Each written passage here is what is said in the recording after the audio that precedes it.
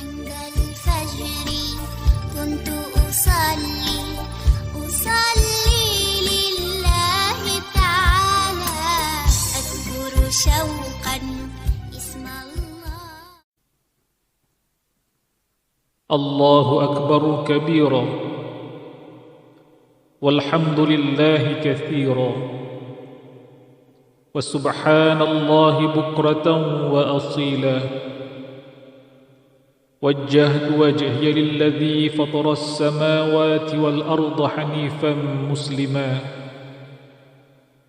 وما أنا من المشركين إن صلاتي ونسكي ومحياي ومماتي لله رب العالمين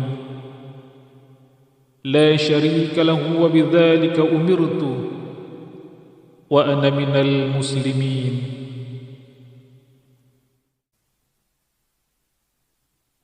الله أكبر كبيرا والحمد لله كثيرا وسبحان الله بكرة وأصيلا. Allah Maha Besar sebesar-besarnya, dan puji-pujian bagi Allah sebanyak-banyaknya, dan Maha Suci Allah siang dan malam. Wajjahtu wajhi alladhi fatara as-samawati wal arda hanifan muslima.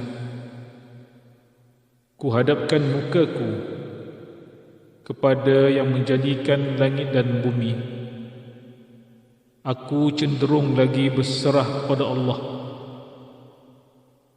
Wa ma ana minal musyrikin, dan bukanlah aku dari golongan orang-orang yang menyekutukan Allah. Inna salati wa nusuki wa mahyaya wa mamati lillahi rabbil alamin. Sesungguhnya salatku, ibadahku, hidupku dan matiku kuserahkan hanya pada Allah, Tuhan seluruh sekalian alam.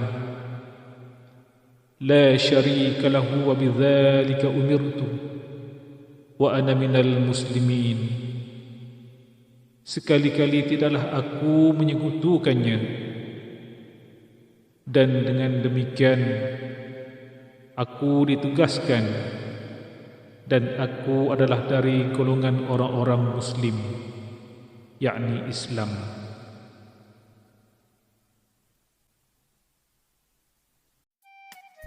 عند الفجر كنت أصلي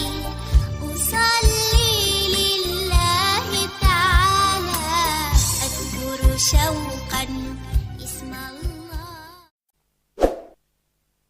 Okey, jangan lupa subscribe channel Cikgu untuk memudahkan kamu mengikuti kelas-kelas saya pada masa-masa yang akan datang.